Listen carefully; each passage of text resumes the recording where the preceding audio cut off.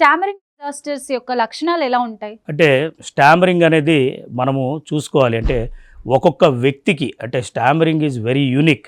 అంటే చూడ్డానికి stammering patients ఒకసారి వచ్చారంటే స్టామరింగ్ అందరిలో ఒకేలాగా మనకి అనిపిస్తుంది, కానీ ఎప్పుడైతే స్పెషలిస్టులు చూస్తారో వాళ్ళకి శ్వాసలో ఇబ్బంది ఉందా, మాట్లాడుతుంటే గొంతు పట్టేసుకుంటుందా, లేకపోతే మొహం యొక్క కండరాలు మాట్లాడడానికి కావాల్సిన కండరాల వ్యవస్థలో ఏమైనా మనకి లోపం ఏమైనా పట్టుకుంటుందా, లేకపోతే వాళ్ళ ఆలోచనలో ఎక్కడైనా జాప్యం అనేది ఏర్పడుతుందా, చాలా రిపిటేషన్స్ ఉంటాయి, పాజెస్ ఉంటాయి, స్ట్రెయిన్ ఉంటుంది, డిఫికల్టీ ఉంటుంది, స్ట్రగుల్ ఉంటుంది, తర్వాత రెస్పిరేటరీ ట్రబుల్, ఇవన్నీ కలగలిపి అంటే ఒక్కొక్క వ్యక్తిలో ఒక్కొక్క స్టామరింగ్ యొక్క నేచరు, ఒక్కొక్క సివియారిటీ బట్టి ఈ పైన నేను చెప్పిన లక్షణాలన్నీ ఎక్కువగా కనిపిస్తూ ఉంటాయి.